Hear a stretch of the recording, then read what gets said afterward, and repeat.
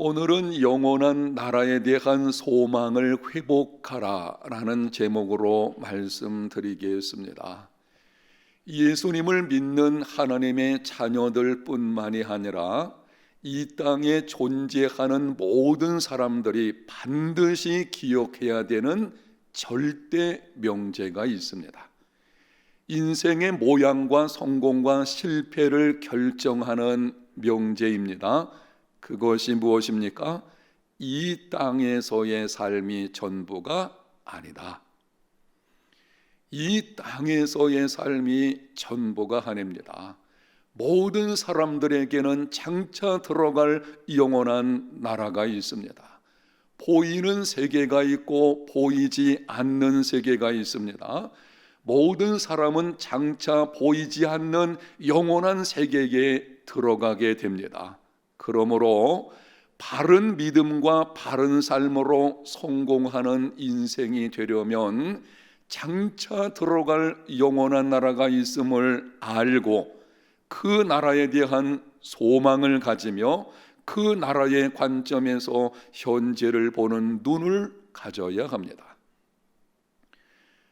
그런데 언제부터인가 많은 그리스도인의 삶에서 영원한 나라에 대한 소망이 희미해졌습니다. 이 땅에서의 삶이 전부인 것처럼 살아갑니다.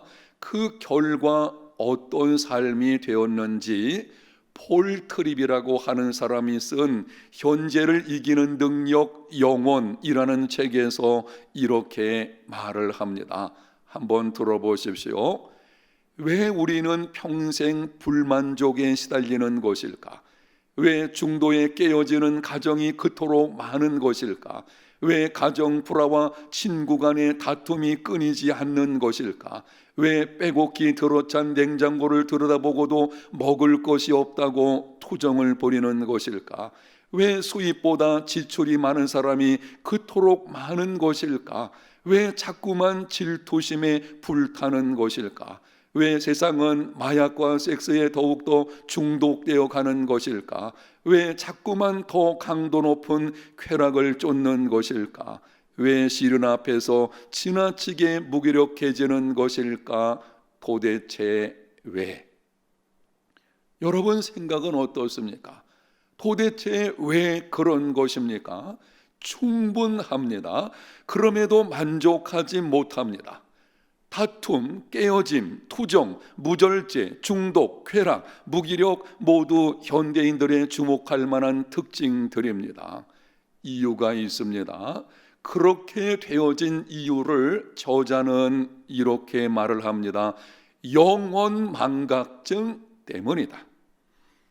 이 땅에서의 삶이 전부라는 생각, 내세를 믿는다고 말하면서도 실상은 금생이 전부인 것처럼 살아가는 것, 그것이 영원 망각증입니다. 그 영원 망각증이 인간이 안고 있는 모든 문제들의 원인입니다. 영원한 나라가 있음을 안다면, 그리고 영원한 나라의 운명은 지금 이 땅에서의 삶으로 결정된다는 것을 안다면 그렇게 살지는 않을 것입니다. 바른 믿음과 바른 삶으로 성공하는 인생이 되려면 장차 들어갈 영원한 나라가 있음을 알고 그 나라에 대한 소망을 가지며 그 나라의 관점에서 현재를 보는 눈을 가져야 합니다. 오늘 우리가 읽은 본문 바로 앞부분 히브리서 11장 9절에 보게 되면 아브라함의 믿음에 대하여 이렇게 기록합니다. 믿음으로 그가 이방의 땅에 있는 것 같이 약속의 땅에 거류하여 동일한 약속을 유업으로 함께 받은 이삭과 및 야곱과 더불어 장막에 거하였으니, 아브라함은 부르심을 받았을 때에 갈 바를 알지 못하고 나아갔습니다. 약속의 땅 가나안에 이르렀습니다. 그런데 약속의 땅에 거류하는 삶에 관해서 이렇게 말씀합니다. 이방의 땅에 있는 것 같이 약속의 땅에 거류했다. 하나님의 약속하신 땅이지만 이방인의 땅에 사는 것 같이 살았다는 것입니다. 약속을 받았지만 성취를 얻지는 못했습니다. 장막에 거하였으니 한 곳에 정착하지 못하고 이리저리 유리하는 삶이었습니다. 여러분, 기막힌 일입니다. 하나님의 약속을 믿고 갈 바를 알지 못하고 나아갔습니다. 모진 시험과 고난을 겪은 후 약속의 땅에 들어왔습니다. 그런데 거기서 발붙일 만큼의 유업도 받지를 못했습니다. 이리저리 유리하며 지내야 했습니다.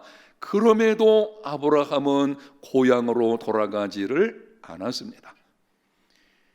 마음만 바꾸어 먹으면 고향으로 돌아갈 수 있고 고생도 끝날 것입니다.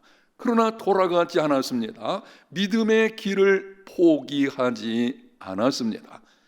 무엇이 아브라함으로 하여금 고향으로 돌아가지 않게 한 것입니까? 그러한 상황 속에서도 뒤돌아서지 않고 견고하여 믿음이 흔들리지 않고 하나님 바라보고 여전히 약속을 붙들고 살아가는 삶이 이루어진 그 이유가, 그 비결이 무엇입니까? 본문 15절과 16절에 이렇게 말씀을 합니다.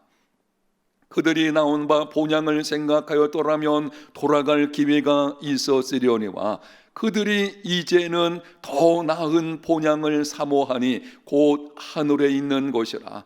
이러므로 하나님이 그들의 하나님이라 일컬음 받으심을 부끄러워하지 아니하시고 그들을 위하여 한 성을 예비하셨느니라. 하늘에 있는 더 나은 본향을 사모했기 때문입니다.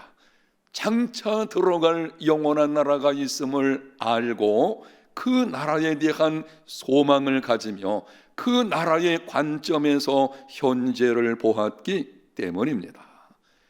영원한 나라에 대한 소망을 가진 사람은 영혼의 관점에서 현재를 봅니다. 그리고 영혼의 관점에서 현재를 보는 믿음, 그 믿음이 시험과 환난을 이기게 하고 평안을 누리게 합니다. 유명한 복음 전도자인 빌리그레암 목사님은 어려운 일이 찾아와도 쉽게 당황하거나 흔들리지를 않았다고 합니다. 인생길을 걷다 보면은 많은 어려운 시험을 만나게 됩니다. 때로는 너무 억울해서 참기 힘든 일도 있습니다. 그럼에도 빌리그레암 목사님은 쉽게 흔들리지 않고 내적인 평안을 유지했습니다. 그 모습을 보고 동역자 한 사람이 질문했습니다. 목사님 안에 흔들림이 없는 고요함의 이유가 무엇입니까? 어떻게 이런 사건을 만나고도 평화를 잃어버리지 않고 침착하실 수 있습니까? 그때 빌리그레암 목사님이 이렇게 대답을 했습니다. 내가 모든 상황에서 마음의 평안을 간직하며 살 수 있었던 비결이 있다면 그것은 성경의 마지막 장을 믿고 있기 때문입니다. 무슨 말입니까? 성경 마지막 장 요한계시록 22장에 보게 되면 예수님께서 다시 오신다는 약속의 말씀과 그날의 택한 백성들은 새하늘과 새 땅에서 살게 된다는 내용이 기록되어져 있습니다. 장차 들어갈 영원한 나라가 있음을 알고 그 나라를 소망하며 영혼의 관점에서 현재를 보는 믿음, 바로 그 믿음이 빌리그레암 목사님으로 하여금 당면한 시험들을 이기게 만든 것입니다. 시험을 이기고 승리하는 삶이 되려면 영원한 나라에 대한 소망을 회복해야 합니다. 인생을 불행하게 만드는 가장 큰 요인은 욕심 때문입니다. 욕심이 잉태한 즉 죄를 낳고 죄가 장성한 즉 사망을 낳습니다. 내 자녀는 다른 아이들보다 더 좋은 대학에 들어가야만 하고 더 좋은 직업을 가져야 한다는 욕심, 우리 속에 있는 끊임없는 욕심, 그것이 편법을 낳고 그 편법이 올무가 되어서 불행한 인생을 살게 하는 것입니다. 영적 풍성함으로 행복한 삶이 되려면 욕심을 내려놓아야 합니다. 욕심을 내려놓으려면 어떻게 해야 합니까? 영원한 나라에 대한 소망을 가지고 영혼의 관점에서 현재를 보아야 합니다. 다른 방법이 없습니다. 우리 속에 있는 욕심은 본능적인 것이기 때문에 타락한 본성을 가지고 있는 우리 모두에게는 본질적으로 욕심이 있기 때문에 우리 힘으로 그것을 해결할 수는 없습니다. 영혼의 관점에서 현재를 보면 더 많은 재물, 더 높은 지위, 더 뛰어난 외모와 학력, 더 크고 화려한 것 그리 중요하지 않습니다.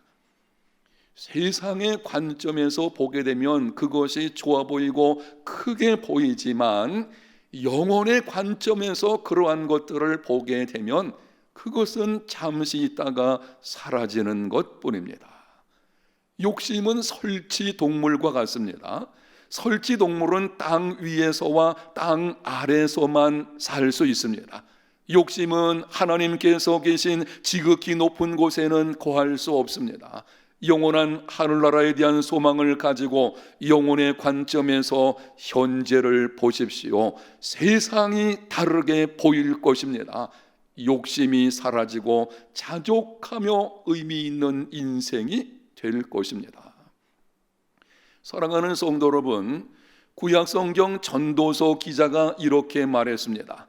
하나님이 모든 것을 지으시되 때를 따라 아름답게 하셨고 또 사람에게 영원을 사모하는 마음을 주셨느니라. 하나님께서 천지 만물을 창조하실 때에 모든 것을 때를 따라 아름답게 하셨습니다. 그런데 사람에게는 영원을 사모하는 마음을 주셨습니다.